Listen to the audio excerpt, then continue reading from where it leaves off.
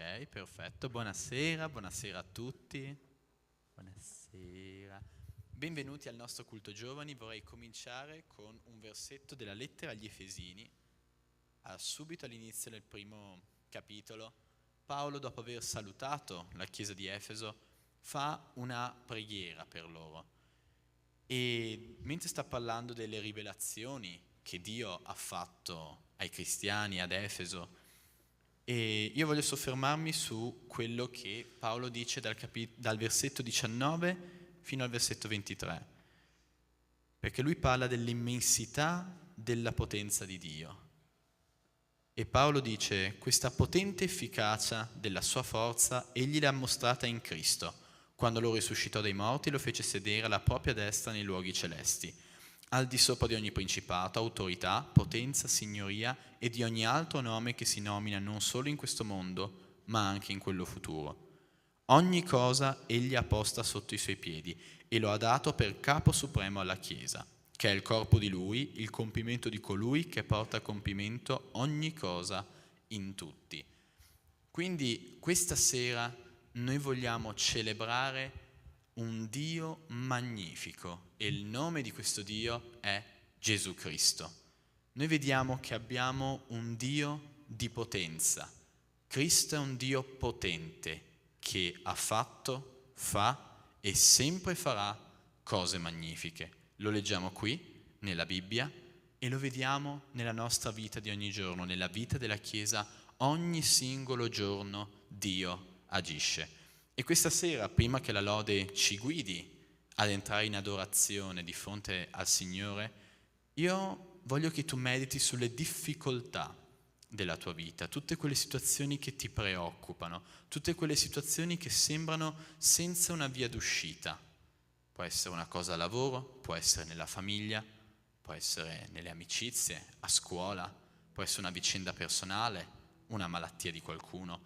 Abbiamo tante situazioni in cui facciamo molta fatica, abbiamo molta sofferenza, ma questa sera noi celebriamo un Dio potente, un Gesù che agisce, che interviene ogni giorno nella nostra vita. E non importa quanto grande è la sfida, perché Gesù è più grande di qualunque sfida che possiamo vivere. Ora do la parola al gruppo di lode, alziamoci insieme e facciamo un canto di gioia, perché stiamo celebrando un Dio magnifico e potente.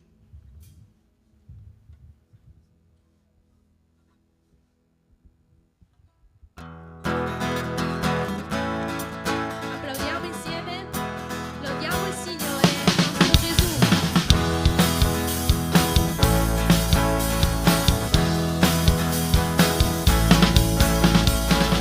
Io so che venne per me, che i miei peccati pagò, io lo credo.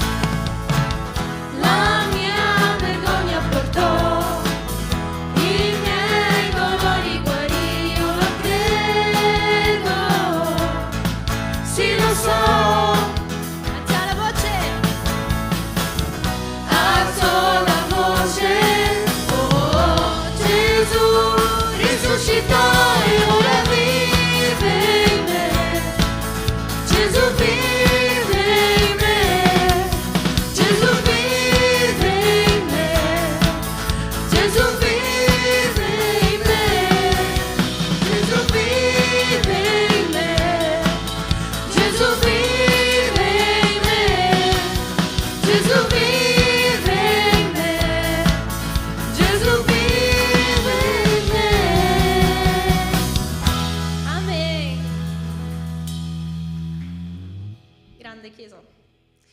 Allora, canteremo il prossimo canto e vorrei dire che questo è un canto in cui dobbiamo mettere la nostra fiducia in Cristo. Cristo è il nostro rifugio.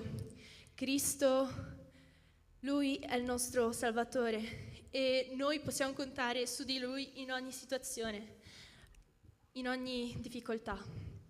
Lui è la nostra rocca, Lui è la nostra sicurezza e Lui ci libera, Lui ci accoglie, Lui ci consola, Lui ci ama, Lui ci perdona, Lui ci salva. Possiamo cantare, gioire insieme e applaudire e dire: Cristo, sei il mio rifugio. Cantiamo, Chiesa?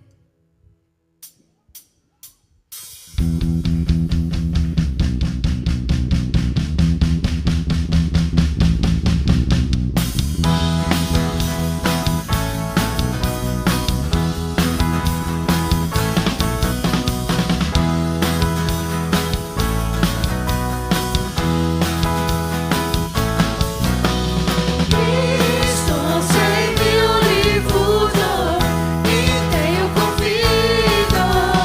Cristo, sei il mio rifugio, di te mi fido, Signore. Di te mi fido, Signore. Cristo, sei il mio rifugio, in te io confido. Cristo, sei il mio rifugio, di te mi fido, Signore. Di te mi fido, Signore. Ho una speranza, Ho una speranza, ho un futuro, ho un futuro. regali del Signore. Regali del Signore. Sì, io credo, Cristo, sei il mio rifugio, in te io confido. Cristo, sei il mio rifugio, di te mi fido, Signore. Di te mi fido, Signore. La tua parola è La tua parola è vita e potenza vita e potenza per liberarmi. Sì, io credo, Cristo, sei il mio rifugio, in te io confido. Cristo, sei il mio rifugio, di te mi fido, Signore. Di te mi fido, Signore. Di te mi fido, Signore. Di te mi fido, Signore.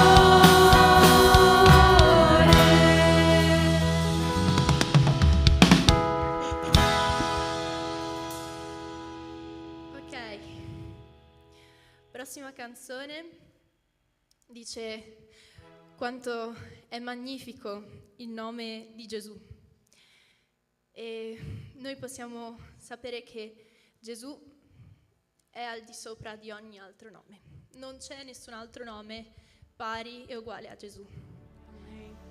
Lui proclama la sua maestà, la sua grazia. Lui ha un nome bellissimo. Il nome più bello che esista è il nome di Gesù. Il splendido nome è quello di Gesù. Il magnifico nome è quello di Gesù.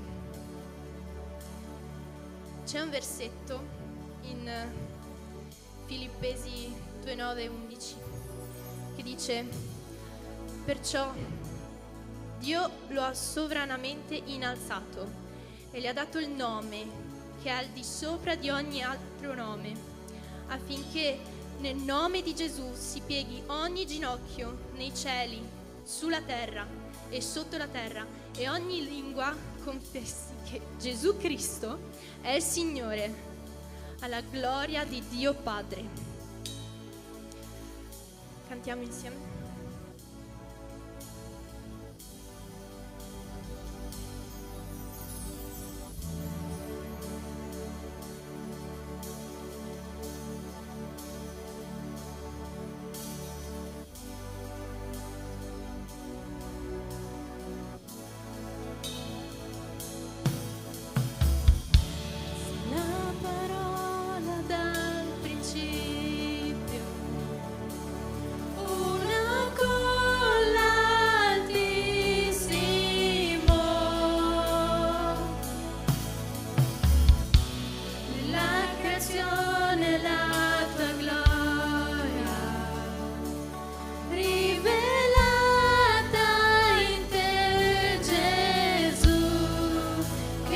magnifico nome è, che magnifico nome è, il nome di Gesù mio Re.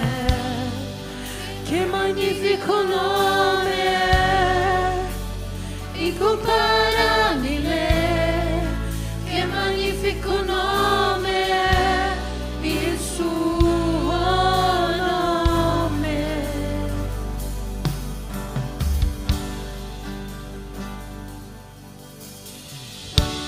Per averci più vicino, sei sceso in terra qui tra noi.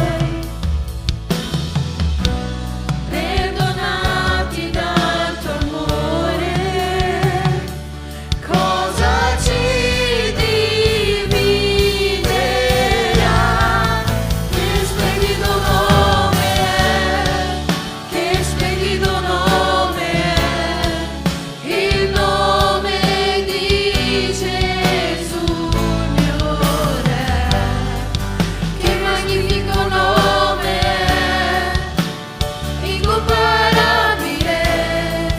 Che magnifico nome è, il suo nome. Che magnifico nome è, il suo nome.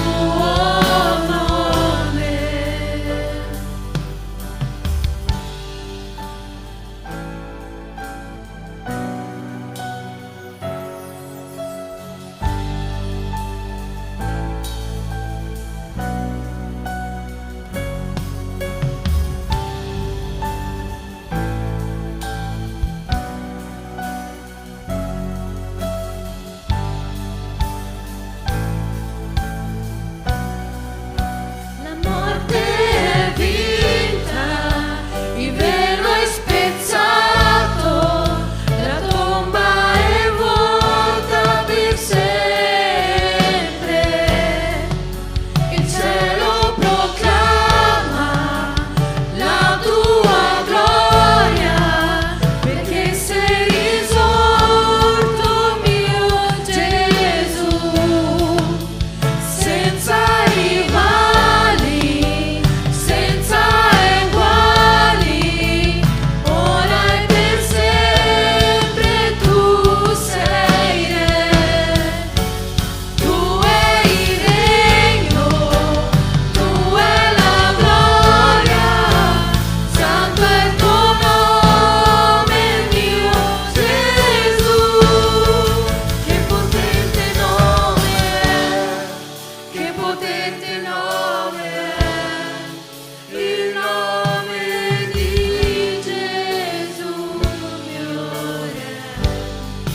Che potente nome è, incomparabile. Che potente nome è, il suo nome. Che potente nome è, il suo nome. Senza rivali, senza eguali, ora e per sempre tu sei Re. Tu è il regno, tu è la gloria, santo è il tuo nome mio Gesù.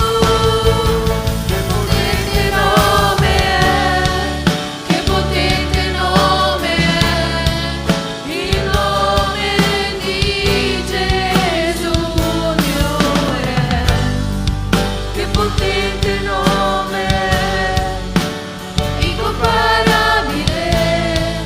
Che potente nome è, il suo nome. Che potente nome è, il suo nome. Che potente nome è, il suo nome.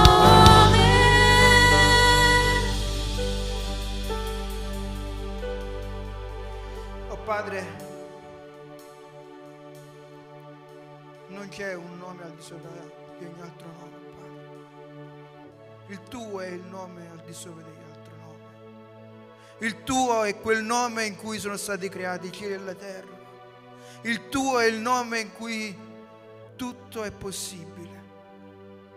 Il tuo è il nome dove si trova pace, dove si trova amore, dove si trova la vera liberazione, dove ogni preoccupazione, ogni peso, ogni problema perde di significato, dove tu dai protezione, dove tu dai fiducia, dai consapevolezza, il nome in cui si può confidare, il nome che era, è e sarà. Oh Padre, non ci sono parole per esprimere quello che tu sei. La nostra mente non riesce a concepire una parola per definirti, perché tu sei al di sopra di tutto, sei al di fuori del tempo. Il tuo tempo non è il nostro tempo, né le tue vie sono le nostre vie, oh Padre. Ma aiutaci, oh Padre, ad affidarci completamente a te, giorno dopo giorno, oh Padre, ad abbandonarci tra le tue braccia, oh Padre. E oh Padre, tienici sul tuo petto, facci sentire il suono del tuo cuore, oh Padre, perché, oh Padre, il mondo si fa sempre più difficile, si fa sempre più carico di preoccupazioni, ma tu ci consoli perché hai detto: io ho vinto il mondo, e di questo possiamo solo ringraziarti, Padre. Amen.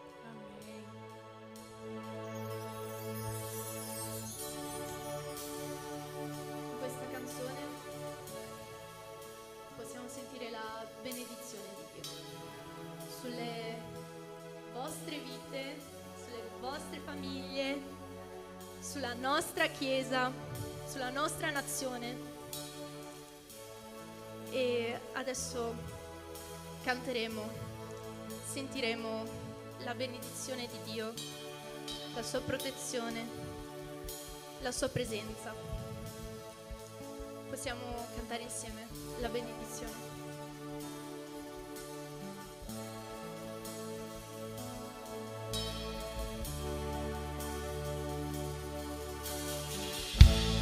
Ti protegga, ti benedica,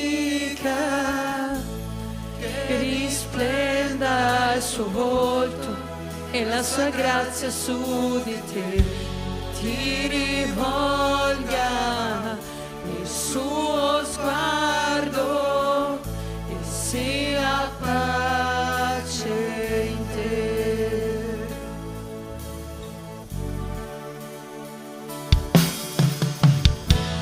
Ti protegga, ti benedica, che risplenda il suo volto e la sua grazia su di te,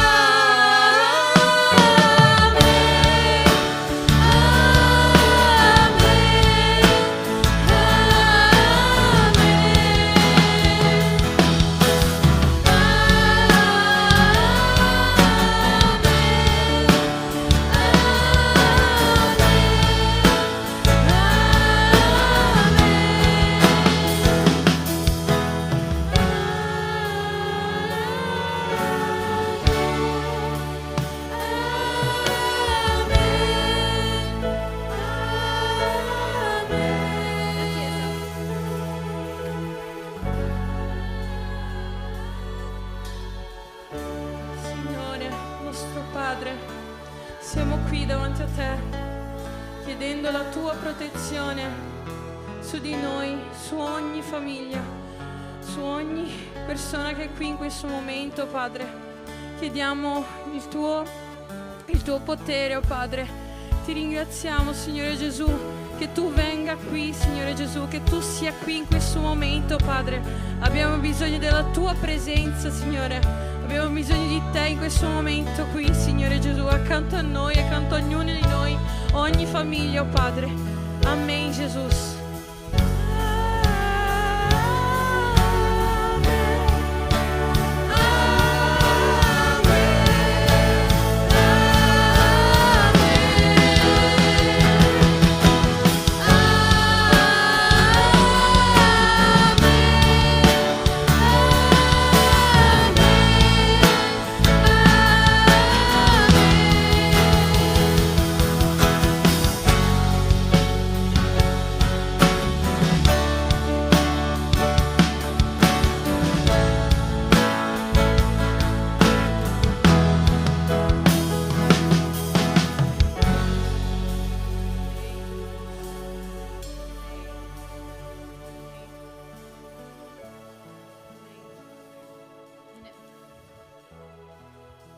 Possiamo chiudere gli occhi. Faccio una preghiera conclusiva. Grazie, Padre, perché sei qui tra noi e ti ringrazio per questo culto, per tutte le persone che sono qua. Benedici le loro famiglie, benedici le loro vite e fa che tu possa mostrarti in loro, Padre. Voglio veramente che loro possano conoscerti e che ognuno di loro possa essere salvato, Signore. Per favore, Signore, fa che in questo culto, per chi predicherà, fa che può essere usato da te, Padre. Benedici tutti noi e tu sai, ognuno di noi affronta delle difficoltà, delle situazioni purtroppo anche non buone e soltanto tu puoi aiutarci, soltanto tu puoi guarirci, soltanto tu puoi essere la soluzione a ogni nostro problema, Padre. E io ti ringrazio perché sei qui presente e tutte le persone qui presenti possono vederti, possono credere in te, possono credere in Gesù Cristo che è risorto e che vive in noi, Padre. Ti ringrazio per questa lode, per tutte le persone qui presenti in chiesa che possono cantare e lodarti e per favore guidale durante questo fine settimana e benedici anche le persone non presenti. Ti ringrazio, Padre, perché sei un Dio buono, sei un Dio che ci aiuta, un Dio soccorritore e puoi manifestarti nella nostra vita, Padre, e conduci questa Chiesa che può fare il tuo progetto, Padre. Ti ringrazio ancora nel nome di Gesù. Amen.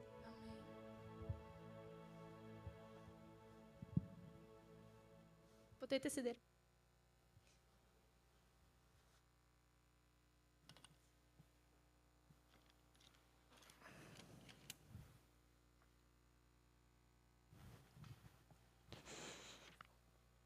Ok, buonasera a tutti, buonasera a te che ci stai seguendo da casa, buonasera a tutti i presenti. Mi fa piacere vedere un numero così numeroso di persone. Allora, oggi parleremo di Cristo. Wow, che novità, ci chiamiamo cristiani, veniamo qui la domenica e parliamo di Cristo. Incredibile! Allora, per oggi in particolare girerò molto sui Vangeli. Perciò tu che hai la tua Bibbia, anche tu che sei là di casa, questa è la tua occasione per aprirla, per aprirti già lì, vicino nei Vangeli. Salteremo molto di versetto in versetto, perciò vi voglio vedere agili.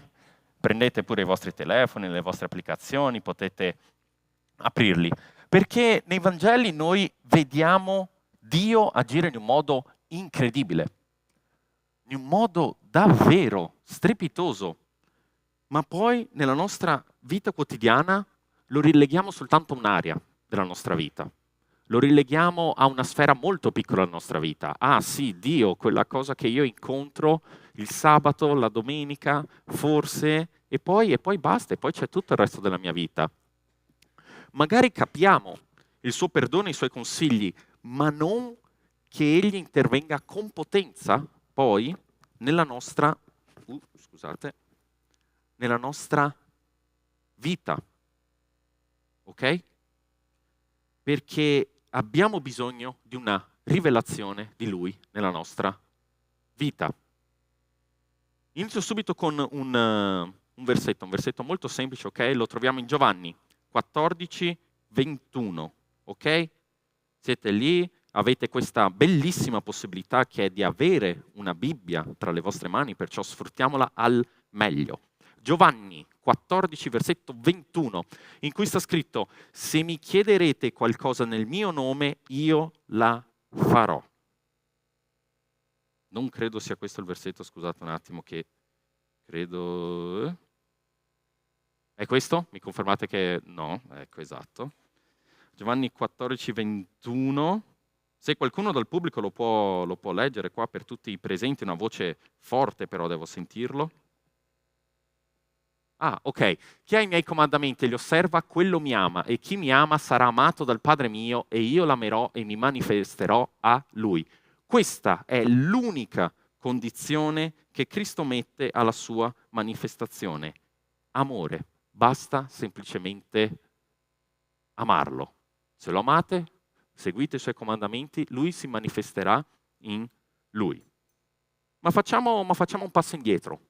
Miracoli, parliamo di miracoli, la piena e completa manifestazione di Dio nella nostra vita. Ora, qualcuno qui tra di voi, dai, in molta velocità, effetto mitragliatrice, miracoli che ha fatto Gesù, vai. Ti ha salvato da neonato, ok, altri miracoli, anche non della vostra vita, dei Vangeli, forza, ce ne sono davvero, davvero tanti. Miracoli che Gesù ha fatto. L'acqua in vino, poi Lazzaro, grazie, poi moltiplicazione di pane e pesci, dai ragazzi, ce ne sono un sacco. Cosa? Il paralitico, ok, qualcun altro, l'ultimo, soprattutto laggiù in fondo, gli adolescenti, lasciate perdere, gli adolescenti giù in fondo, un miracolo che ha fatto Gesù, vuoto che abbiamo anche studiato nei campeggi, miracoli, tu che sei da casa magari stai lì urlando, qualche miracolo dai per favore. Una valanga di indemoniati, una valanga di paralitici, una valanga di ciechi, va bene dai ragazzi. Poi durante la vostra settimana avrete modo di studiare la parola di Dio. Allora, dobbiamo capire che i miracoli, ok, partono dall'impossibilità umana, partono da qualcosa di impossibile per essere umano, che sia una guarigione, che sia trasformare qualcosa in qualcos'altro, che sia moltiplicare. Stiamo parlando sempre di un'impossibilità umana che attraverso il miracolo si manifesta la gloria di Dio. Tutti questi miracoli hanno come scopo il manifestarsi la gloria di Dio. Hanno l'esclusivo compito di manifestare l'esclusiva gloria di Dio.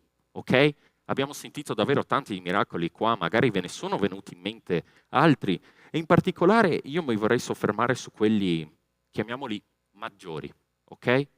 Quelli maggiori, in particolare quelli che riguardano la morte, ok?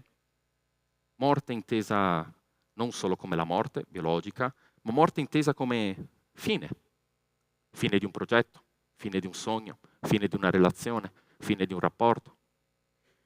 Qua vi voglio fare qualche domanda retorica, perché credo che morte sia un concetto molto, molto particolare. Perciò, anche se magari adesso queste domande sembrano un po' sciocchine, ma seguitemi. Chi ha fatto le stelle? Chi ha fatto le 1000 stelle, il cielo stellato, quello che di notte guardate, soprattutto se vivete in zone meno luminose, e potete osservare?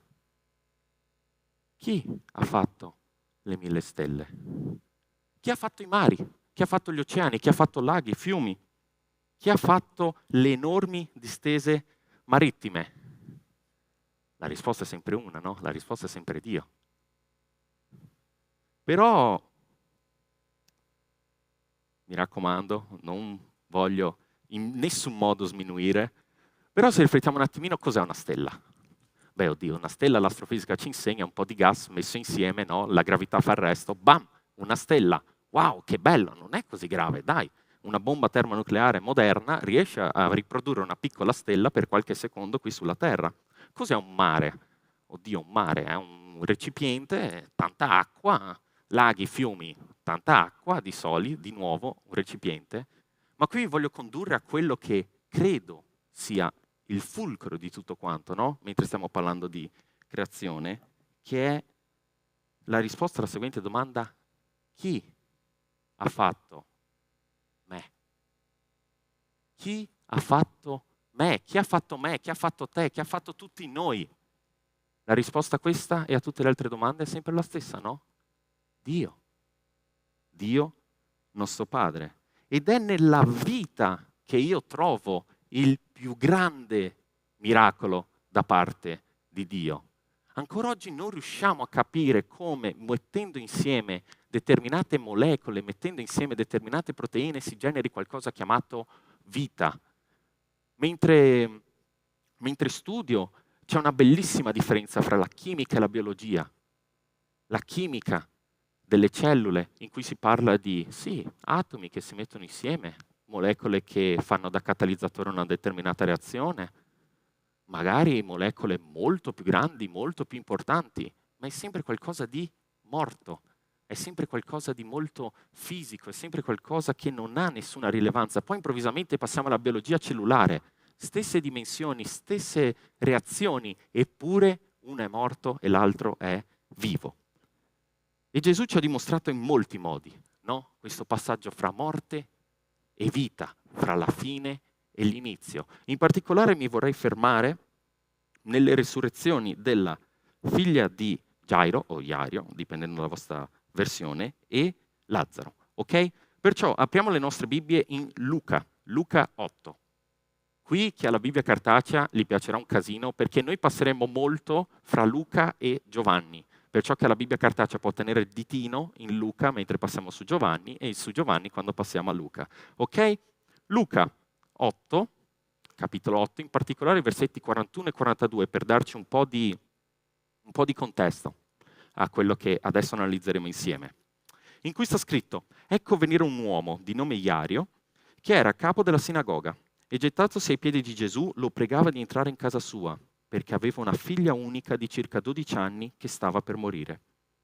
Or mentre Gesù vi andava, la folla faceva ressa intorno a lui. Ok? Questo è il contesto molto semplice, nella quale arriva un uomo, un padre preoccupato perché la sua unica figlia stava male, stava morendo. E qui arriva la parola umana. Più avanti nel versetto 49, mentre egli parlava ancora, venne uno della casa del capo della sinagoga a dirgli: tua figlia è morta, non disturbare più il maestro. Qui è proprio la parola fine. Basta. The end, come direbbero gli inglesi. Non serve più. Gesù non è arrivato in tempo, è morta. C'è ben poco da aggiungere. Per chi ovviamente non sa la fine della storia. Però il versetto subito dopo vediamo il momento in cui arriva Cristo, nel quale Gesù, udito ciò, rispose a Iario: non temere, solo abbi fede e sarà salva. La speranza è la stessa della quale abbiamo parlato qualche sabato addietro, se non mi sbaglio, arriva nel momento in cui tutto sembra perduto. Andiamo a vedere in Giovanni 11, invece tenete sempre il ditino su Luca 8, ci ritorneremo, ok? In Giovanni 11, in quale invece c'è la storia di Lazzaro, no? Ben più famoso. In particolare il versetto 1 ci dà il contesto subito d'inizio. C'era un ammalato, un certo Lazzaro di Betania, del villaggio di Maria e Marta sua sorella, ok? Marta e sua sorella l'abbiamo già incontrato, e più avanti nel versetto dall'11 al 14 sta scritto: Così parlò, poi disse loro, il nostro amico Lazzaro si è addormentato, ma vado a svegliarlo. Questo è Gesù. Perciò i discepoli gli dissero, Signore, se egli dorme, sarà salvo. Or Gesù aveva parlato della morte di lui, ma essi pensarono che avesse parlato nel dormire del sonno. Qui la situazione deve arrivare addirittura a Gesù a dare una svegliata alle persone intorno a lui. Nel versetto 14, Gesù disse loro apertamente, Lazzaro è morto. Questa è la fine umana. Qui non c'è più nulla da fare. Qualche versetto più avanti, versetto 23, Gesù molla la bomba e le disse a Maria, tuo fratello risusciterà. Di nuovo possiamo vedere come c'è un contesto nel quale l'uomo mette la parola fine, la parola basta, la parola non c'è più speranza. Arriva Cristo e arriva il miracolo. Ora, Cristo non è cambiato. Cristo non è cambiato da allora. Quello che lui poteva fare anticamente nella vita di quelle persone, lui lo può fare oggi, nella nostra vita. Ma va ricordato un dettaglio molto, molto importante, che troviamo in Matteo 13, 58, ve lo leggo molto velocemente, in cui sta scritto, e lì, a causa della loro incredulità, delle persone vicino a Gesù, Gesù non fece molte opere potenti. Ci ritorneremo su questo, ma lasciatevi questo versetto lì, tenetevelo da parte lì nel vostro cervello, perché noi vogliamo che Dio agisca secondo un determinato tempo, no? Io ho bisogno di te, qui, adesso. Io ho bisogno di te in quella situazione, no? Io ho bisogno di te quando voglio io, dove voglio io. Io voglio che tu agisca secondo le mie modalità. E possiamo vederlo di nuovo in Giovanni 21, nei 32, stiamo sempre parlando di Lazzaro, no? Troviamo due casi molto particolari in cui arriva Marta che disse a Gesù, Signore, se tu fossi stato qui, mio fratello non sarebbe morto. Più avanti, versetto 32, appena Maria fu giunta dove era Gesù e lo ebbe visto, gli si gettò ai piedi chiedendogli, Signore, se tu fossi stato qui, mio fratello non sarebbe morto. Signore, in modo che tu possa agire nella mia vita, tu dovevi essere già qui. Mi dispiace, sei in ritardo. Signore, per agire nella mia vita, tu dovevi aver agito 2 giorni fa. Non oggi, non adesso. Noi vogliamo limitare Dio. Vogliamo metterlo in una scatolina, evocarlo quando ci piace, chiamarlo quando ci piace, dove ci piace, e questo devia dal vero proposito di Dio. Perché il vero proposito di Dio, attraverso i suoi miracoli, non è questo, non è assolutamente questo. Dio vuole mostrarci cose talmente grandi da portarci una fede genuina. Dicono molto spesso, no? Gesù è un gentiluomo. E io sono assolutamente d'accordo con questa frase. Lui non si aspetta che tu creda così, di punto in bianco. No, lui vuole aiutarti. Lui vuole agire nella tua vita, vuole darti occasioni nella quale tu possa dire wow, quello era Dio che stava agendo. C'era dell'impossibilità umana, è successo un miracolo, sia gloria a Dio. Ok? Andiamo a vedere nel versetto 15, sempre di Giovanni, nella quale Gesù sta parlando e dice, e per voi mi rallegro di non essere stato là affinché crediate, ma ora andiamo da Lui. Questo Gesù si rallegrava di non essere lì dove il suo amico stava morendo, dove era morto, poi più tardi nella storia, da diversi giorni, perché? Affinché crediate. Affinché voi possiate vedere. Più avanti, versetto 42, io sapevo, questo Gesù che sta parlando al Padre, io sapevo bene che tu mi esaudisci sempre, ma ho detto questo a motivo della folla che mi circonda, affinché credano che tu mi hai mandato. Non c'è modo migliore di costruire fiducia e fede che vedere l'opera di Dio, che vedere Cristo agire effettivamente nella nostra vita.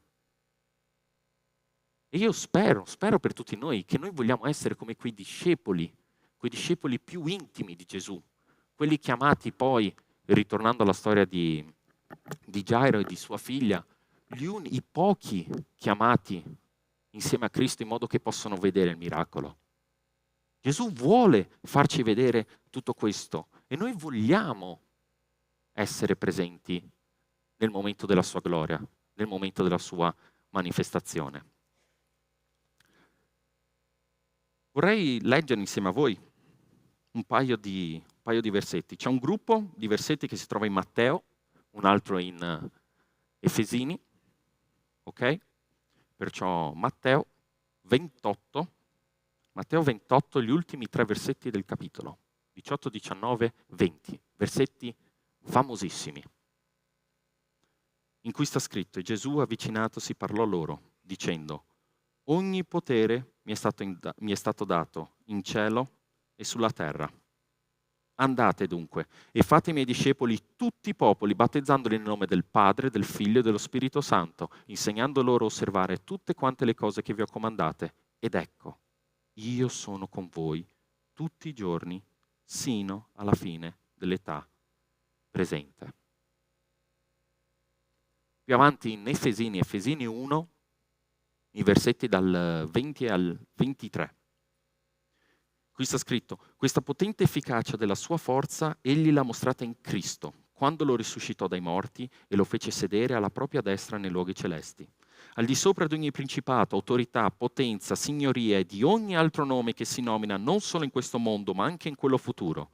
Ogni cosa egli ha posto sotto i suoi piedi e lo ha dato per capo supremo alla Chiesa, che è il corpo di lui, compimento di colui che porta a compimento ogni cosa in tutti. Vi ricordate di quel versetto che vi ho detto di prestare attenzione prima? Gesù, in mezzo alla folla, si narra che a causa della loro incredulità non fece molte opere potenti. Dio ama fare le cose insieme ai suoi figli. Dio ama fare le cose attraverso i suoi figli, attraverso la Chiesa. Ok? Di nuovo mi piace tantissimo la parte finale di Efesini 1, no? I versetti 22 e 23, in cui sta scritto: ogni cosa gli ha posta sotto i suoi piedi e lo ha dato per capo supremo alla Chiesa, che è il corpo di lui, il compimento di colui che porta a compimento ogni cosa in tutti. Spesso nei circoli evangelici si dice sempre: ah sì, Gesù è nel mio cuore, Cristo è nel mio cuore. Io ho aperto il mio cuore a Cristo, questo è già più corretta. Non mi piace tantissimo come espressione, perché fa sembrare Cristo questa cosa dentro ciascuno di noi, quando preferisco vederla insieme a questi versetti come Cristo vivo qui, insieme a noi, in mezzo a noi, attraverso noi. Dio vuole manifestarsi nella tua vita attraverso opere potenti. Per farlo lui ha bisogno di non essere limitato e molte volte utilizzerà la Chiesa, utilizzerà i tuoi fratelli. Ok? Dio si vuole manifestare attraverso i suoi figli e si vuole manifestare in tutte le nostre vite affinché noi possiamo vedere cose potenti, affinché noi possiamo testimoniare di cose potenti. Perché arrivare da qualcuno e dire: ah sì, io credo in questo Dio che una volta mi ha fatto prendere uno sconto all'Eurospin, rispetto che: ah no, guarda, io credo in un Dio miracoloso che ha agito nella mia vita, che ha agito nella vita dei miei amici, dei miei fratelli, che ha fatto questo e molto più, che ci ha salvato. Io credo in un Dio che mi ha protetto in questo momento oppure in quell'altro. E allora una domanda sorge spontanea, no? Perché sottostimiamo Dio? Perché non lo lasciamo fare ciò che Lui vuole effettivamente fare? Perché prendiamo Dio e lo mettiamo in questa simpatica scatolina, chiuso, magari lo tiriamo fuori il sabato e la domenica, ce lo portiamo dietro perché, giorno di chiesa e allora io mi devo vestire bene e allora io mi devo fare questo, devo fare quell'altro. Ah no, aspetta, mi sto dimenticando la mia Bibbia e, sì, anche Dio, sì, ecco, vieni qua con me. Perché sottostimiamo Dio? Sono diverse ipotesi. La prima magari è quella che fa più paura, però è un'ipotesi che deve essere fatta. Forse manca l'esperienza con Dio. Forse manca un'esperienza con Cristo. Forse nella tua vita, nonostante tu sia qua da anni, mesi, giorni, non hai mai avuto opportunità di conoscere questo Dio di miracoli, di vederlo agire nella tua vita. È una possibilità. Magari sei qui la prima volta ed è la prima volta che senti parlare di questo Dio. Oppure hai perso la speranza. Oppure hai visto morte davanti a te, hai visto la fine e hai deciso di mettere la tua firma sotto. Basta. Finito. Il sogno è morto. Non c'è più nulla da fare. Spesse volte ci sentiamo così. E in merito a questo messaggio mi ritorna in mente le parole delle persone vicino a Gairo, no? Ricordiamoci, un padre importante anche, no? Che aveva diversi rapporti con la sinagoga, un'unica figlia.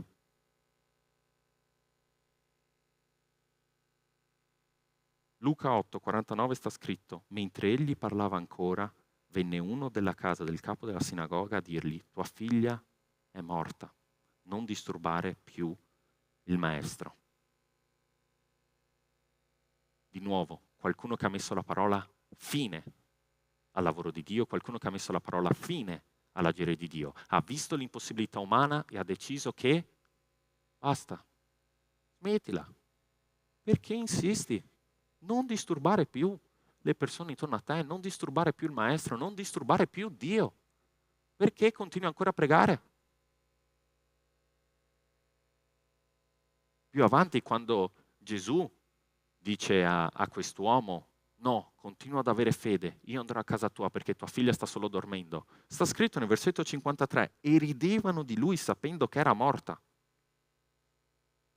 Ridevano. Era francamente impossibile, era una barzelletta pensare di portare qualcuno fuori dai morti, di considerare quel qualcuno solo dormiente. Chi ci spinge a mollare? Chi è quella vocina che nel fondo della nostra testa ci dice: basta, è finita, abbandona, lascia, tu non ce la farai mai? Chi è che ride di noi quando vogliamo ancora provarci? Nemico della nostra anima, il diavolo. La nostra speranza muore molto spesso a causa del diavolo che sussurra nelle nostre orecchie e ci dice: basta, non ci sono più chance, è finita, nessuna persona riesce a fare qualcosa del genere. Ma io vi voglio lasciare un versetto che spero rimanga impiantato nella vostra memoria quando arrivano questi momenti di sfida, questi momenti di difficoltà, questi momenti in cui sembra la fine. Sembra che sia finito, sembra che sia morto il sogno, il rapporto, il lavoro che avete fatto. E lo possiamo trovare in Romani 16:20, se avete modo di sottolinearlo anche, portarvelo dietro, vicino al cuore, per tutti questi momenti. Qui sta scritto: il Dio della pace stritollerà presto Satana sotto i vostri piedi, la grazia del Signore nostro Gesù Cristo sia con voi. Satana sotto ai vostri piedi. Dio dà modo, Dio dà possibilità per schiacciarlo, ok? Perciò, piuttosto che arrivare e fare e chiedere al Signore una preghiera molto classica che ho sentito più di una volta: ah, ti prego Signore, via da me questo problema. No, sfruttalo per andare avanti, sfruttalo per calpestarlo, sfruttalo per dire: questa non è la fine, questo è un momento di vita, questo è un momento di vittoria. Basta con le preghiere di ho bisogno di te, Dio, qui, ora, in questa chiesa. No, riduci, troppo lungo. Signore, io ho bisogno di te la prossima settimana quando avrò queste difficoltà. No, riduci. Signore, ho bisogno di te, punto. Signore, io ho solo bisogno di te. Questa è la preghiera che dobbiamo fare nei nostri cuori. Non chiudere Dio di una scatolina. Signore, se quella persona non è la persona giusta per me, allora ti prego, fammelo capire, fai cadere un fulmine davanti a me. No, perché limiti Dio in questo modo? Perché vuoi comandare tu come Dio agisce nella tua vita? Signore, voglio fare la tua volontà, punto. Signore, io voglio seguire solo te, punto. E Lui, onnipotente, onnisciente, saprà di sicuro qual è la forma migliore per dirti qual è il suo piano, per comunicarti qual è il suo piano, per farti capire qual è la sua via.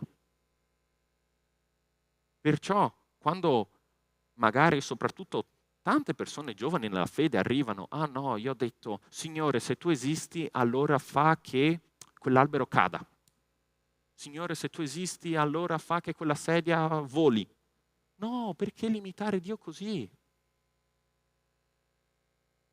Signore, ti prego, lavora nella mia vita. Punto. Non aggiungiamo ancora, aggiungere qualcosa di umano. L'impossibilità umana, lasciatela, perché è impossibile. E voi siete esseri umani. Lasciate che il miracolo del Signore si presenti in modo da mostrare l'esclusiva gloria di Dio.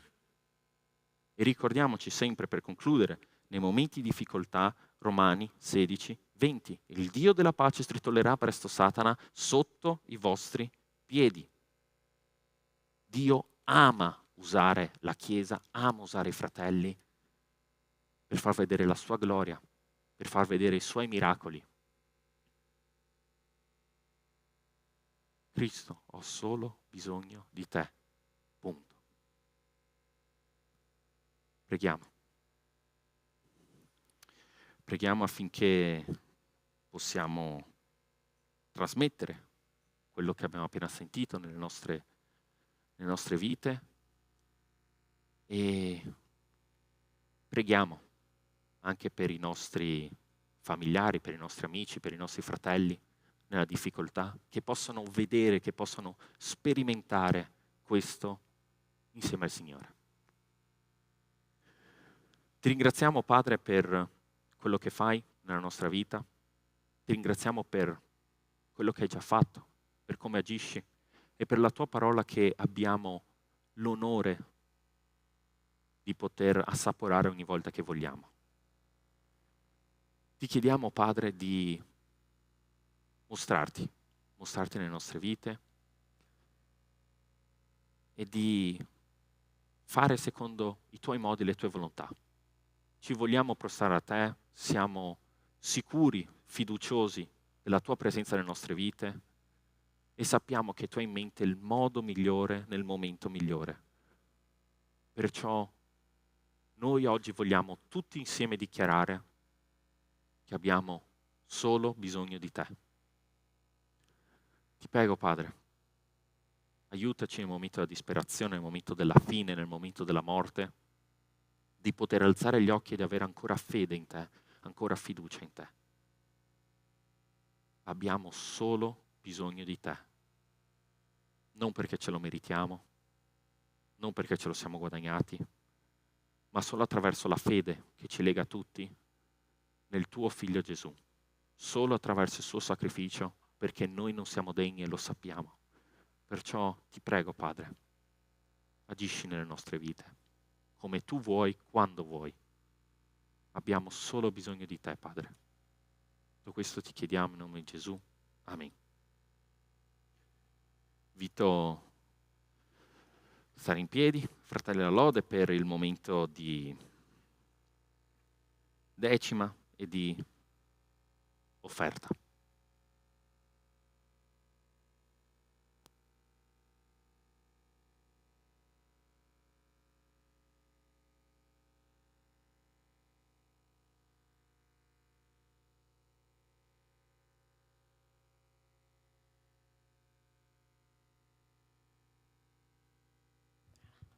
Ok.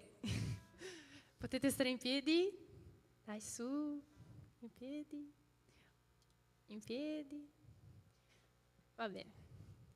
Per chi può rimanere in piedi. Facciamo quest'ultimo canto per fare l'offerta. Per chi può offrire, sarebbe un bellissimo gesto per la Chiesa. Per chi no, anche cantare è un bellissimo gesto lo stesso. Possiamo lodare, cantare il nostro Signore che è il nostro rifugio. Cristo è il nostro rifugio. Va bene. Battiti delle mani. Aspetta un attimo. Ok. Possiamo battere le mani? Cristo è il nostro rifugio.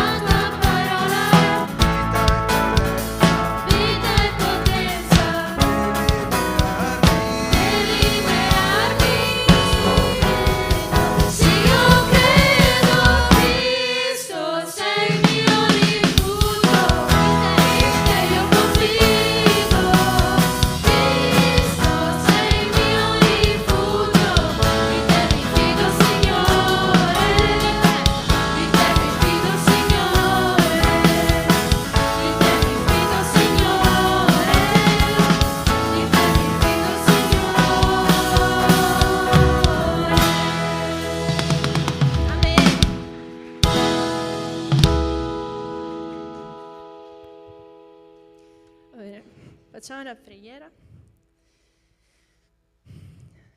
Grazie Padre per questa offerta, per le persone che hanno offerto anche il loro cuore a Te.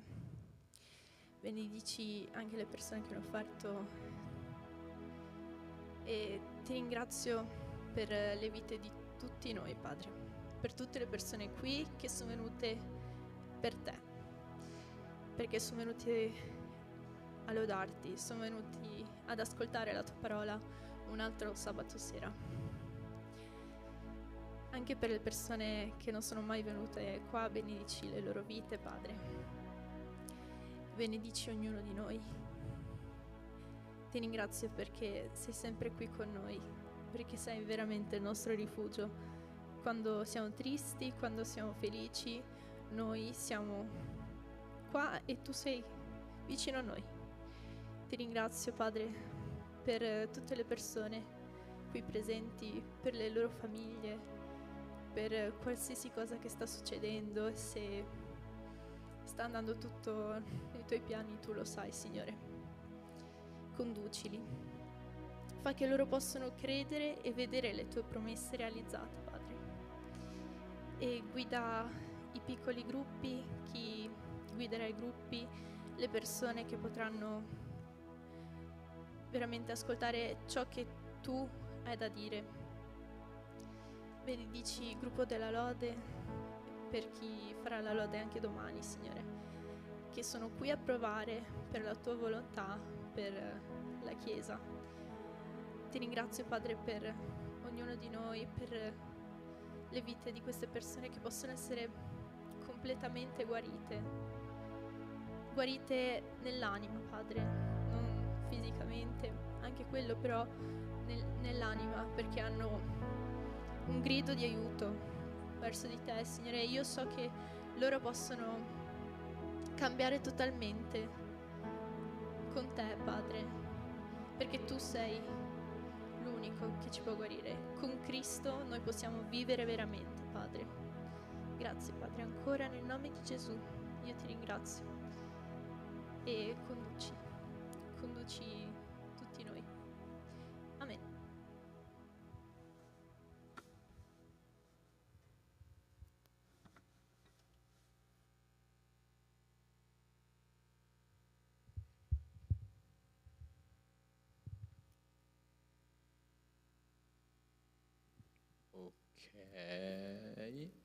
Ok, momento degli avvisi. Tra poco, a fine anno, c'è il... Perfetto. E stanno lentamente, inesorabilmente chiudendo le iscrizioni. Mi hanno detto che a fine mese, il 30 di novembre, le iscrizioni per il Winter Camp chiudono. Mi hanno detto anche che i posti per il suddetto Winter Camp sono limitati, quindi affrettatevi. Avete amici da invitare? Invitateli. Dovete iscrivere voi stessi? Iscrivetevi.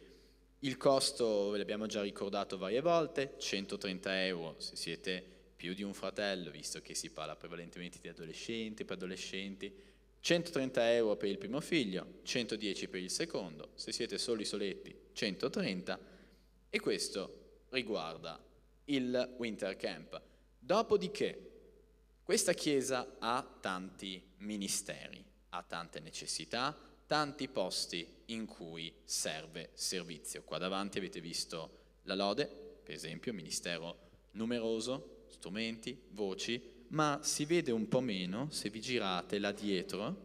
C'è un lungo tavolo con una serie di apparecchi tecnologici complicati che non capisco a fondo, che ha bisogno.